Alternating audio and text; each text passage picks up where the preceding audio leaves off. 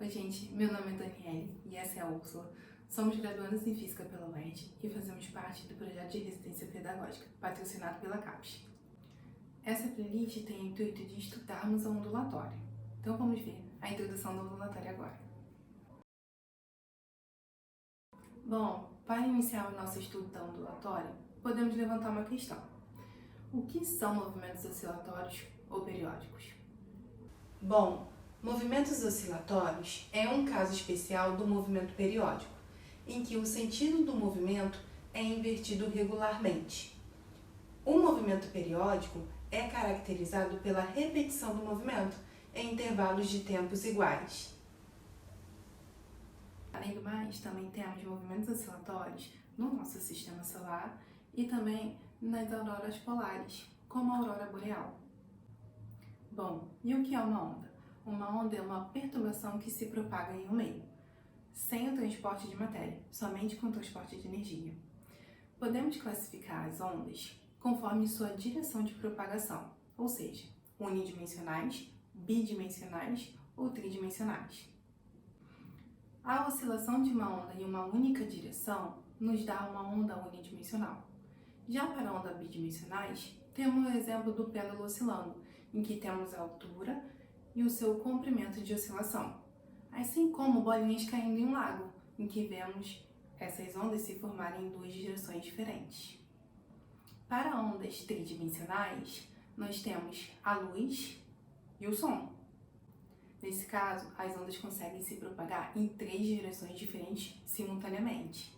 Além de classificarmos as ondas em relação à sua direção de propagação, também podemos classificá-la em relação ao meio material que se propagam. Nesse caso, temos as ondas eletromagnéticas e as ondas mecânicas. As ondas eletromagnéticas não necessitam de meio para se propagarem. Temos como exemplo a luz, as ondas de rádio. Já as ondas mecânicas necessitam de um meio para se propagarem.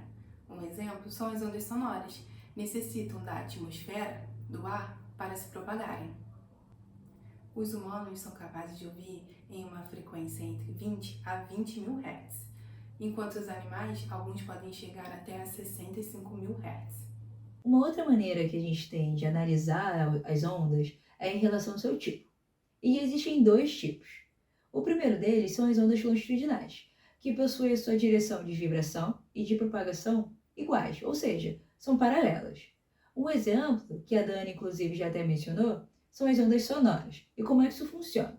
Lembra o seguinte, as ondas sonoras, elas são ondas mecânicas. E ondas mecânicas precisam de um meio para se propagar. Então, por exemplo, aqui o meio seria o ar. Então, a minha voz, ela faz vibrar as moléculas de ar, que consequentemente tem a sua direção de propagação paralela à direção de vibração. Tudo bem? O segundo tipo são as ondas transversais.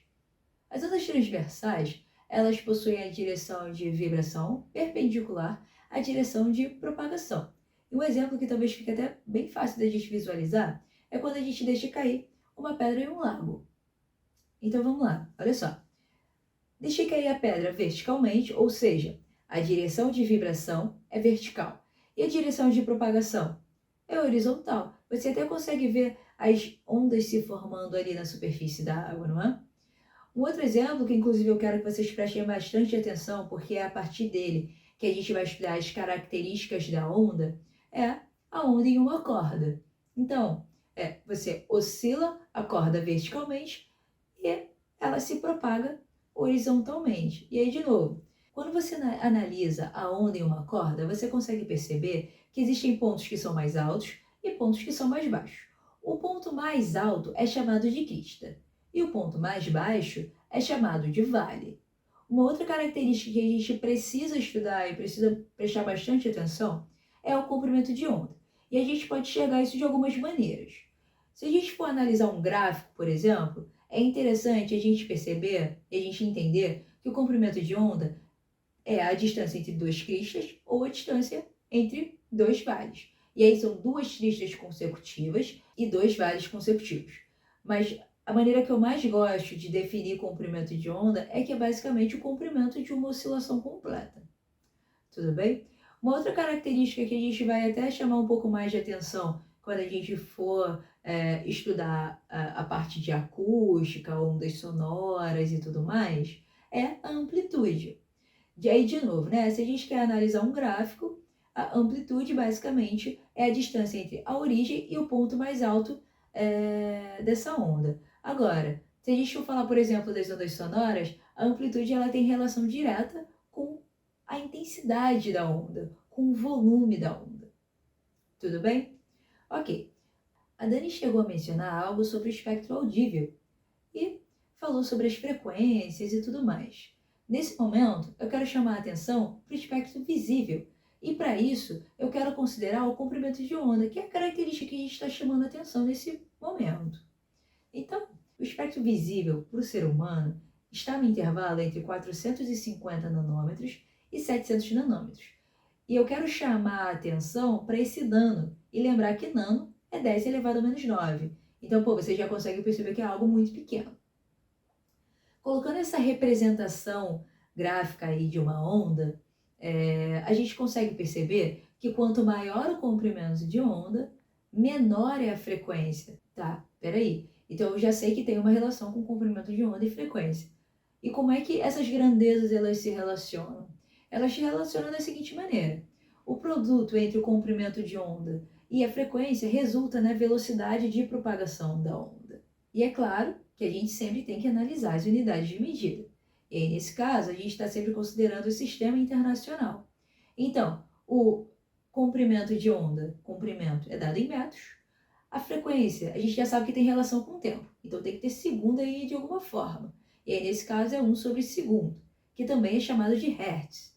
E a velocidade de propagação da onda está em metros por segundo. De novo, a gente está sempre usando o sistema internacional de medidas. Essa equação, ela é chamada equação fundamental da onda. E a partir desse momento, a gente vai estudar um pouco sobre como é a velocidade de propagação da onda em uma corda tensionada. Isso é importante. Tensionada, como por exemplo a corda de um violão, a corda de uma guitarra. A lei que vai estudar isso é a lei de Taylor. A lei de Taylor fala que a velocidade de propagação da onda em uma corda tensionada tem relação com a força de tensão e a densidade linear. E aí eu já gostaria de trazer, para relembrar, o que é a densidade linear. Densidade linear é a relação entre massa e o comprimento, e aí nesse caso, né, o comprimento da corda. E aí, de novo, a gente precisa analisar as unidades de medida. Velocidade, metros por segundo. Força em newtons, ou quilograma vezes metros por segundo ao quadrado. E a densidade linear, já que a relação entre massa e comprimento é quilograma por metro. Tudo bem? E aí a gente vai parar por aqui. E o próximo vídeo a gente vai fazer alguns exercícios para colocar tudo isso em prática, tá bom?